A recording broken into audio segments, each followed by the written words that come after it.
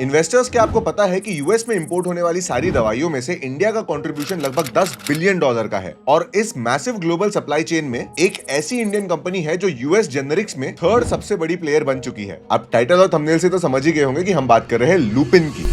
अगर लुपिन के Q3 के नंबर्स की बात करी जाए तो देखिए नंबर्स में हमें शानदार इजाफा जो है वो देखने को मिल सकता है। वो कंपनी की जिसके नंबर्स काफी साउंड आए हैं वो है लुपिन। बिल्कुल, लुपिन में शानदार रैली आज के सेशन में देखने को मिल रही है। Donald Trump has announced 100% tariffs on pharmaceuticals. So we are building up a pretty rich pipeline for America and of course other geographies, so that we are able to kind of sustain growth over an extended period of time.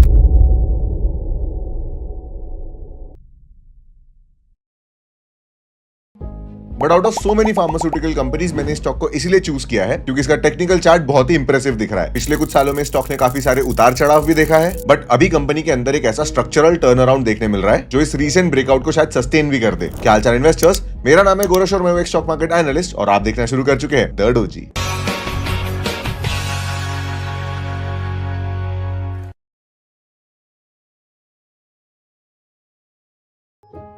So investors Lupin pharma sector का एक dominant player है। तो इस stock analysis video को ना मैं 3 segments में divide करूंगा। सबसे पहले हम इस कंपनी का बिजनेस मॉडल और इस इंडस्ट्री का बिजनेस साइकिल समझ लेंगे। इसके बाद हम फिर फंडामेंटल्स की तरफ बढ़ेंगे, जान लेंगे कि कंपनी की बैलेंस शीट की स्ट्रेंथ कैसी है, प्रॉफिट एंड लॉस स्टेटमेंट कैसा है, एंड फाइनली मेरा फेवरेट टेक्निकल एनालिसिस स्टार्ट करेंगे। अगर आप इस चैनल पे नए हो तो सब्सक्राइब कर लो and let's get on with the first analysis, business analysis of Lupin. Pharma industry एक बहुत ही कॉम्प्लेक्स बीस्ट है। एक तरफ है यूएस एफडीए के स्ट्रिक्ट रेगुलेशंस और दूसरी तरफ है यूएस मार्केट में लगातार गिरते हुए दवाइयों के दाम, और अब तो नए यूएस ट्रेड पॉलिसीज और पोटेंशियल इंपोर्ट टैरिफ का भी डर बना हुआ है। ज्यादातर जेनेरिक फार्मास्यूटिकल कंपनी बेसिक दवाइयां बनाती है जहां कंपटीशन बहुत इंटेंस है और मार्जिन एकदम थिन। तो ऐसे माहौल में लुपिन कैसे स्टैंड आउट करता है? लुपिन ने एक बहुत ही स्मार्ट स्ट्रेटेजिक पिवट किया है। उन्होंने बेसिक सस्ती दवाइयों पर फोकस ना करके अपना सारा पैसा कॉम्प्लेक्स जेनेरिक्स पे डालना शुरू किया है। कॉम्प्लेक्स जेनेरिक्स मतलब वो दवाइयां जिन्हें बनाना और कॉपी करना एक्सेप्शनली मुश्किल है, जैसे कि इनहेलर्स, लॉन्ग एक्टिंग इंजेक्टेबल्स और बायोसिमिलर्स। इन्हें बनाने में बैरियर ऑफ एंट्री आता है और किसी भी प्रोडक्ट की मैन्युफैक्चरिंग में अगर एंट्री बैरियर हो तो फिर इस कंपनी में मोनोपोलिस्टिक नेचर डेवलप होता है, जो कि इन्वेस्टर्स को बहुत पसंद है क्योंकि इससे कंपटीशन कम होता है और बिजनेस के मार्जिन बढ़ते हैं। बिजनेस के मार्जिन के बारे में मैं आपको फंडामेंटल्स में फिर से बताऊंगा। तो अभी के लिए आई होप आप इतना समझिए कि लुपिन जो एक्सपोर्ट करता है वो कॉम्प्लेक्स जेनेरिक्स करता है,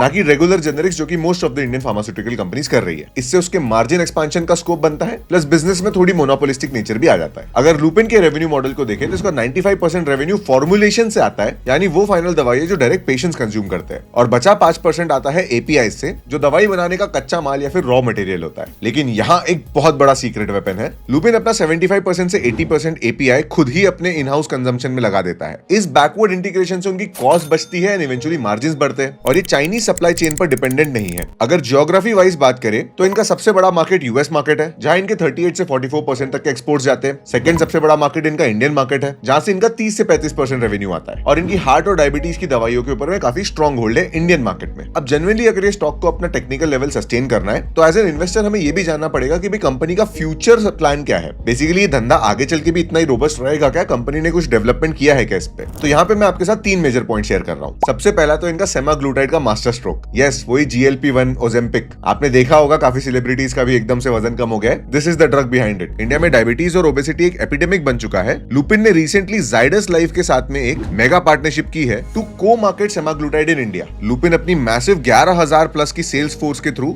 इसको रैपिडली स्केल करने वाला है, और इंडिया में genuinely obesity, diabetes and aesthetics इतना बड़ा कंट्रीब्यूशन करते हैं लोगों की मेंटालिटी और सोशल स्टेटस पे कि आफ्टर ऑल क्लियरेंस ये ड्रग सच में बहुत पॉपुलर होने वाला है। बेसिकली ये ड्रग की बात करूं तो ये एक चीट कोड ऑफर करता है जिससे लोग काफी कम समय में काफी ज्यादा वेट लॉस कर लेते हैं। अब ये कंज्यूमर्स के लिए हेल्दी है या नहीं ये तो हम नहीं बता सकते, लेकिन कंपनी की ऑपरेशनल प्रॉफिट मार्जिन इससे जरूर मोटी हो रही है, जिससे इन्वेस्टर्स को कोई दिक्कत नहीं। सेकंड फ्यूचर डेवलपमेंट है इसका बायोसिमिलर का बूम। लुपिन ने यूएस मार्केट के लिए अपना पहला बायोसिमिलर पेक्फिल्ग्रासिम सक्सेसफुली अप्रूव करवा लिया है। इसके अलावा ये ड्रग, जिसे I'm sure मैं सही से प्रोनाउंस नहीं कर पाऊंगा इसलिए मैं लिख दे रहा हूँ, रिसेंटली यूरोप में अप्रूव हुआ है। ये हाई वैल्यू बायोलॉजिक्स आने वाले सालों में कंपनी के प्रॉफिट इंजिन्स रहेंगे। And the third point is smart acquisitions. Europe में अपनी ग्रिप स्ट्रॉन्ग करने के लिए लुपिन ने विजू फार्मा नाम की कंपनी को एक्वायर किया है, जिससे उनको आई केयर मार्केट में इंस्टेंटली एक एस्टैब्लिश फुटप्रिंट मिल गया। और यूएस में इन्होंने एस्टेलास के साथ एक ब्लैडर इशू के ड्रग पेटेंट को $90 मिलियन देकर डिस्प्यूट सेटल किया है, जिससे उन्हें सितंबर 2027 में एक गारंटीड कंपटीशन फ्री मार्केट मिलेगा। तो आई होप आप इस बिजनेस सेगमेंट से ये तो समझ गए कि भाई लुपिन की स्ट्रेंथ क्या है। अब चलिए इसके फंडामेंटल्स देख लेते हैं। ऑलराइट, जैसा आप मेरे स्क्रीन पे देख सकते हो, लुपिन एक लार्ज कैप कैटेगरी की कंपनी है जिसका मार्केट कैप 1 लाख करोड़ से ज्यादा का है। इसका रिटर्न ऑन कैपिटल एम्प्लॉयड 21% का है। This is phenomenal.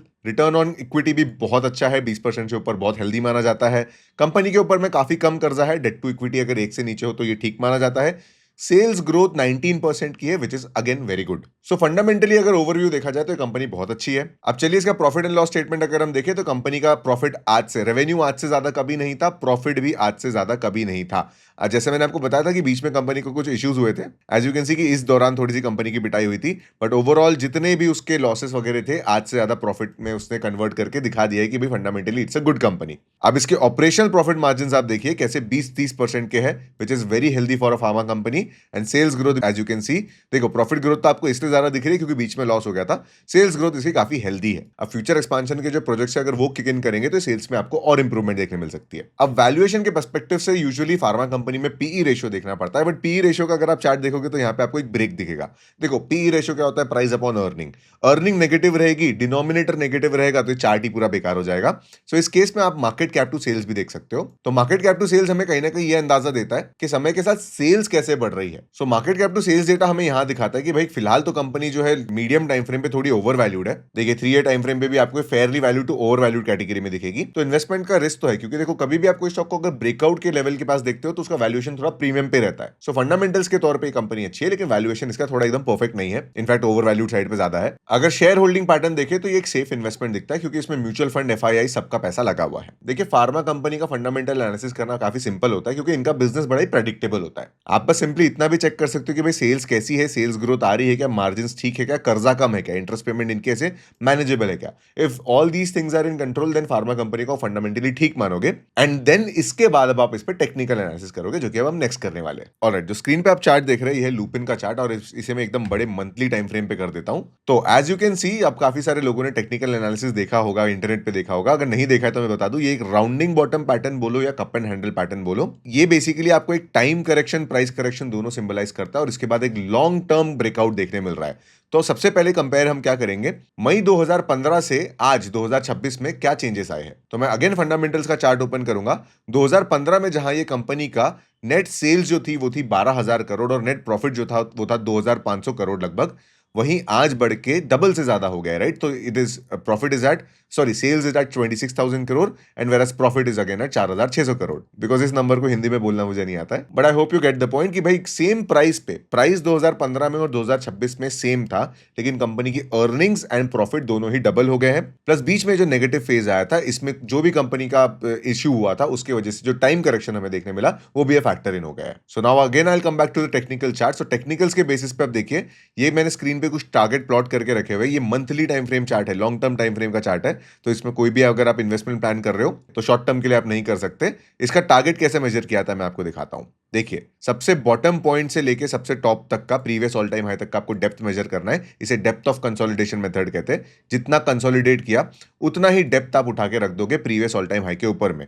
सो इतना बड़ा टारगेट आता है, लगभग टेक्निकल टारगेट 3,700 का आता है। एंड ये याद रखो, जब भी मैं कोई आपके साथ टेक्निकल लेवल शेयर कर रहा हूं या टारगेट बता रहा हूं तो ये कोई इन्वेस्टमेंट एडवाइस नहीं, ये एक एनालिसिस है। This is how research analyst would do technical analysis to actually calculate a target. तो यही मैं आपको भी करके दिखा रहा हूं। सो इसके अलावा मैंने फिबोनाची एक्सटेंशन की मदद से 3 और टारगेट निकाल के रखे हैं, क्योंकि ऑफकोर्स आप सीधा ऐसा अज्यूम नहीं कर सकते कि भाई ये स्टॉक अब सीधा यहां से यहां पहुंच जाएगा। वो कुछ ऐसे higher high higher low formation बनाते बनाते ऐसे जाएगा, राइट। सो ऐसे टाइम भी पास होगा और ऐसे करके फिर फाइनली इस वैल्यूएशन पे बेसिकली होता क्या है, अगर स्टॉक अभी आप देखोगे तो एकदम अंडर वैल्यूड नहीं है।